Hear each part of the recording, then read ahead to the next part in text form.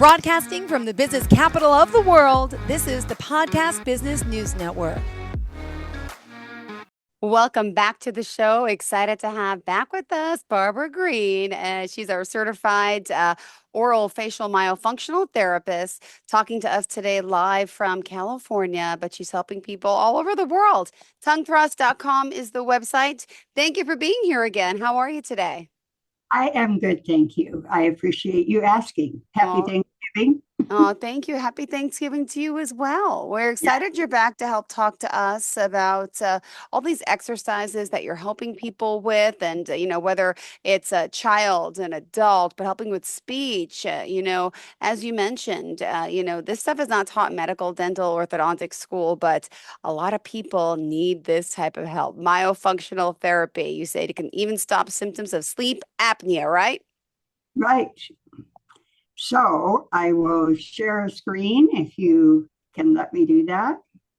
Okay, please, absolutely, bring it on.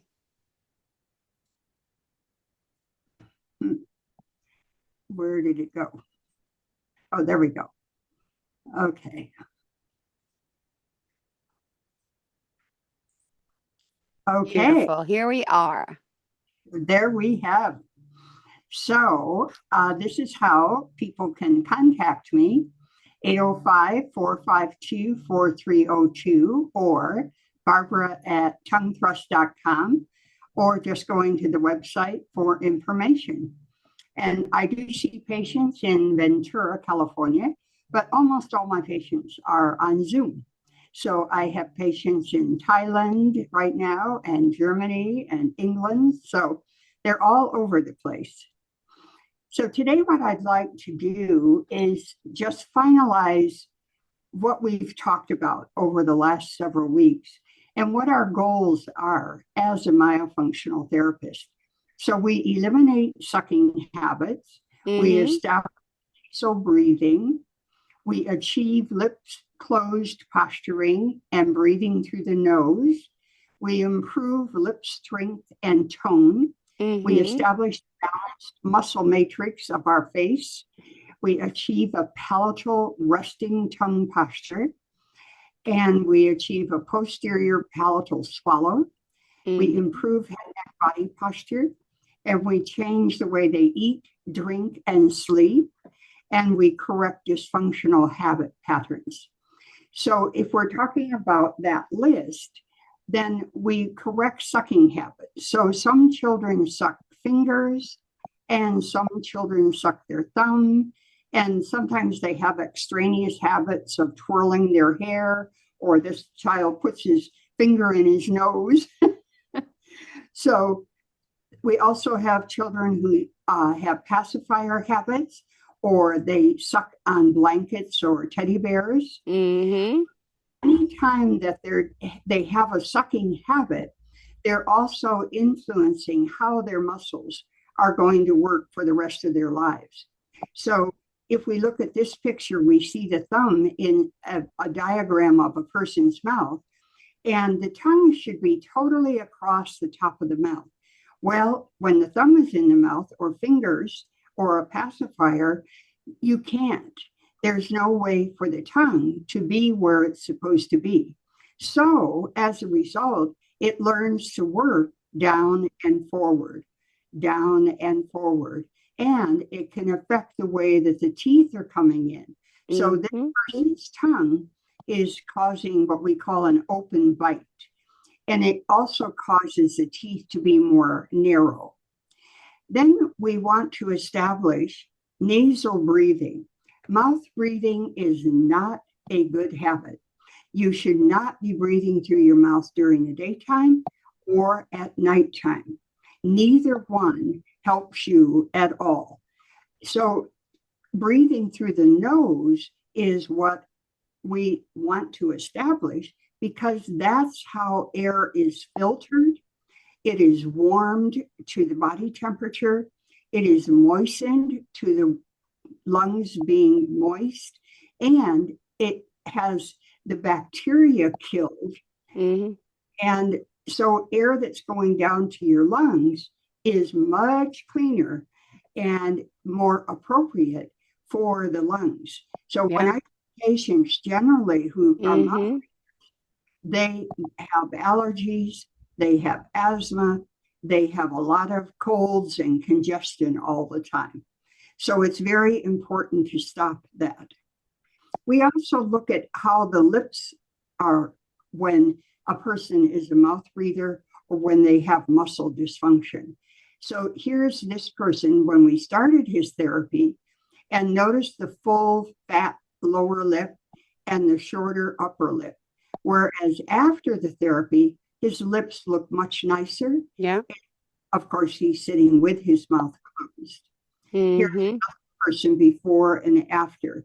And again, you can see the really fat lower lip, the short upper lip, and she looks so much better. And notice how her face has changed also. Wow. You know, her face is much more shapely. It is. It looks thinner because, yeah. Mm-hmm. I guess I got some pictures in the wrong That's okay. They're sideways. We can my, still my figure it out. apologies. So this is just showing someone who's a mouth breather, and now she is not. But and it's also showing how we establish a balanced muscle matrix. So what do we mean by that? We have large muscles here in the side of our face called masseter muscles. We have a big muscle over our ear and our jaw joint called the temporalis muscle. And then we have muscles inside our mouth that are under our cheekbones. And those muscles should work as a team because then your jaw joint is being supported and protected. And you are also protecting your bite. And the muscles then are working to keep your throat open at nighttime, Mm-hmm. sleep apnea. So these are just some exercises that we do with tubing and with a wafer that is a flexible piece of plastic. And here's another wafer that we needed to add some pieces because we need to put pressure on the teeth to work continually and functionally together. So we have to actually train those muscles with our exercises so that their face can change. Then we establish a correct resting tongue posture.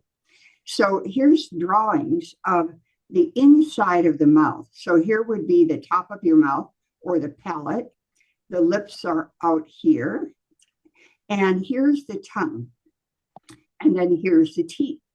So in this person, the tongue is totally incorrect. Oh, wow. This is Oh. should be. So the lips should be closed, the teeth should be slightly apart, and the tongue should rest across the top of the mouth when you are not talking or laughing or putting food in your mouth. So this is how you should be 24/7 when you are not doing those other things. But here's a person that when they're at rest, their mouth is open and the tongue is forward. But this is a person who is correctly using the muscles with the mouth being closed, and she has nice facial form. Beautiful. So then we want to establish a palatal swallow. People don't realize that they swallow as frequently as twice every minute of their lives. And that's during the daytime. And then they swallow once a minute every night. So all of those hours, our tongue should be across the top of the mouth like this. And then the back of our tongue should be touching our throat. So we actually stop breathing for the second that it takes for us to swallow. And our teeth should be together when we're swallowing, and our lips should be closed. But a lot of the people that I see, their tongue is not against the top of their mouth correctly and goes between their teeth instead. And the back of their tongue is not functioning correctly at all and is not going back against their throat to, and so they end up swallowing air, and then they have all sorts of digestion problems. Their teeth are separated when they swallow, and they use their facial muscles when they're swallowing to help them. So here's a person with an open mouth swallow and a person with a closed mouth swallow. So it's very important that we establish that, but the only way you can do it is with an exercise program that actually teaches them how to do that. So then we look at head, neck, body posture. And with head, neck, body posture, it is so critical that we realize that our head being tipped to the side all the time is not really correct posture. This is the same patient after we've taught her how to have good posture. And here's another patient, and we see so frequently that people, and especially in this day and age with all of our digital things, with iPhones and the computers and laptops and iPads, now the posture of the head and the shoulders are so much worse. And instead, we want to have a nice straight head posture and our shoulders back. So having correct body posture is very important. And we also need to correct any sleeping habits that we have. So here's a patient of mine, and just to get air to breathe with, this is how he has to sleep. And thankfully now, we just had his tonsils and adenoids taken out, and we are doing his therapy. And now he's sleeping on his back with his mouth closed. And so he completely changed his sleeping posture. So this is how a person should sleep.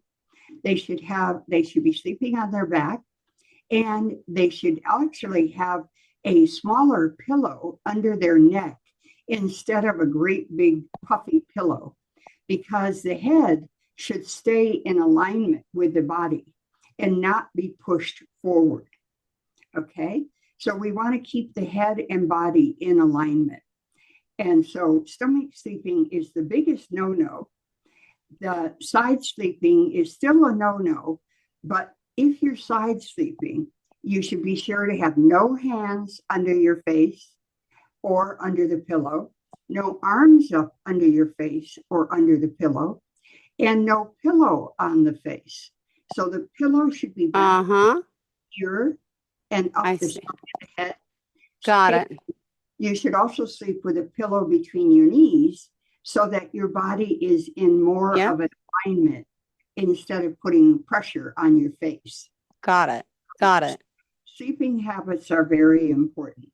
Oh, yeah. See, my son does that back neck thing. He's 9. It scares me. Yes.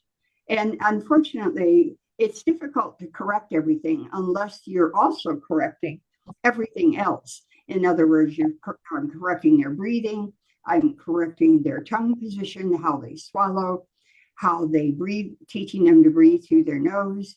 And then we teach them how to eat correctly, how to drink correctly, and how to sleep correctly. Then we also have to get rid of bad habits. So bad habits can really help to ruin your face and your head, neck, body posture. And one of the biggest habits we have is leaning on our face. So any type of leaning is a no-no. So get your hands away from your face, everybody. And that also includes poor body posture when you're sitting in a chair or on the couch. So body posture needs to be correct no matter where you are. Then we have habits.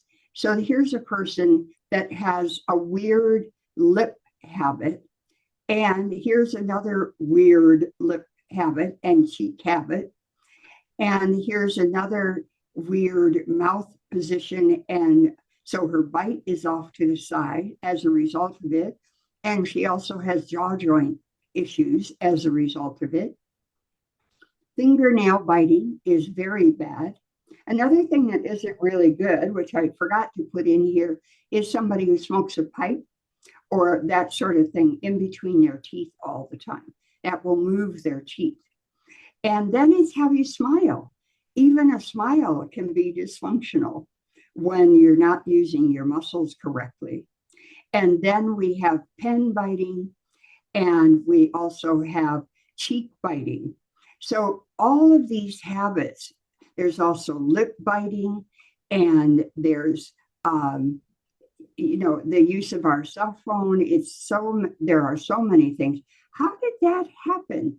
These were correct when I put them in the pictures. I so apologize. I should have gone back through every one of the slides. It's obvious. But this is a before and after picture of a patient. And not only did I change his life, but I helped him to stop sucking his thumb. I changed a lot of his ADHD habits and his facial tics. Many of those disappeared by doing the therapy. So helped him with his speech.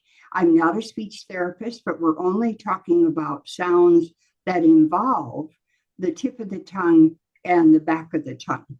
And so he also had a bite occurring. And when we finished his therapy, it was so much better. And it's not to say that he'll never have to have orthodontics, but at least everything has changed. So that's a quick review of how we can help a person change their life just by doing an exercise program that I see them once a week. And generally it takes about 4 months to change all of those things that you just saw. So making sure that they use everything correctly is so very important. So it's a matter of just taking the time each day to do some exercises twice a day. Then the next week we change their exercises. Then the next week we change them again. Wow. So 4-month period, all of those changes that we just looked at are taking place.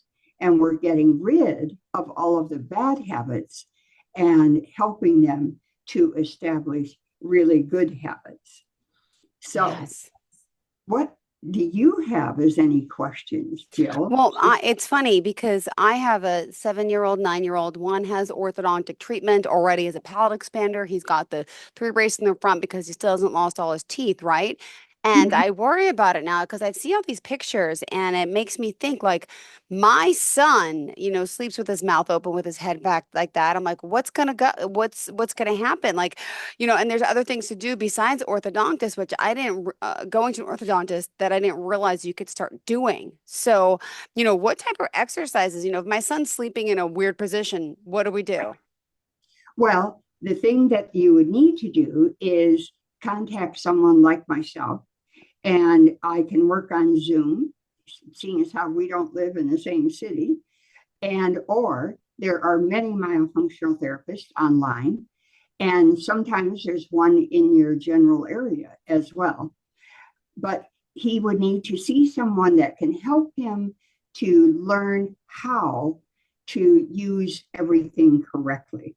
So as I said, it's a step-by-step process each week where we start out just starting to get his tongue in the right position at rest. And we start just starting to get his mouth closed. But as weeks progress, about week 6 in my lesson plan, we're now starting in a correct normal swallow that he would be using the rest of his life. We would be making sure that he's sleeping correctly. So we would teach him how to sleep at night. And we would have him do some exercises prior to going to sleep to train his subconscious mind for this new habit that he's going to have. Yeah. All the rest of his life. And then we have him keep a chart. And so when he wakes up in the morning, he tells us, was my tongue across the top of my mouth? Were my lips closed? Did I wake up on my back? Or did I wake up on my sides or on my stomach? And so then it gives us a clue as to what we primarily need to work on with him to help him to learn a whole different way of sleeping and a whole different way of breathing. Now, the sad thing is a lot of therapists don't use myofunctional therapists. So here you are spending a few $1,000s to do orthodontics with him and expansion, and it might all turn out beautiful and he'll have a nice bite and everything. But I can almost guarantee you that within a few months, his bite will be back open again. Yep. If you don't retrain the muscles and you don't correct the mouth breathing and the sleeping habits. So it's such a short period in someone's life. We all know how fast 6 months goes in a year. Look at us. We're almost in December already. And I can't even believe that in the holidays, although I do have my Christmas tree up already. So it's just that you need to take the responsibility yourself then and have him do the myofunctional therapy. But unfortunately, depending on the type of expansion appliance, we would have to wait until that part of his orthodontics is done. It takes around a 6 to 9 month period. Then we take out the expansion appliance and immediately start his myofunctional therapy. So that when the rest of his teeth are corrected with the braces, they'll stay in place. Got it. I've got a patient right now who's had braces 7 times. What? 7 times. All different kinds of braces, including 2 Invisalign. No. And now he's in another Invisalign set. Wow. So people assume that they're going to be fine. But he has terrible head, neck, body posture. He's a full-time mouth breather. He swallows incorrectly. He speaks a lot of his words incorrectly. So it's going to fail again if he doesn't complete a myofunctional therapy program. So it's very sad that that's the case for a lot of people in the world today. And it doesn't matter where you, in fact, I just got an email from one of my patients who is in China and just checking in with me saying how well he is still doing and how am I type of thing. And letting me know that now he's moved to Prague. He works for an American business, but he works all over the world, it's obvious, with his job. So he's now in Prague. So it's interesting how easy it is to actually correct all of the things that I talked about. And there's even more things to talk about. Well, those are the main things. Well, and just to let people know, if you are tuning in, Barbara Greene, obviously she can be reached here at tonguethrust.com. And she is here helping so many. And you could be anywhere. As you say, the potential of the human body is infinite. I love that, right? You said that before in your quotes on the show. And clearly I love that you remember that. I do. Because it's the truth. The potential of the human body is infinite or limitless. And it's so exciting to see a person totally change in front of your eyes as the weeks go by. And they feel different, they look different, they act different. I mean, you have a child who has ADHD type symptoms, having trouble in school, and you do the myofunctional therapy and it changes all of that. I mean, is that amazing or what? You know, that your child now can sit and be a good student. It just means that before, all of his body was working incorrectly, and now his body is not. It's working correctly. Perfect. And so, yes. So hopefully someday I'll see your 7 and 9-year-olds. Thank you so much. You have a fantastic day. Always a pleasure having you here. And we'll look forward to speaking with you again. Thank you, Barbara Greene. you. I appreciate Bye, it. darling. Thank Bye. you. Bye.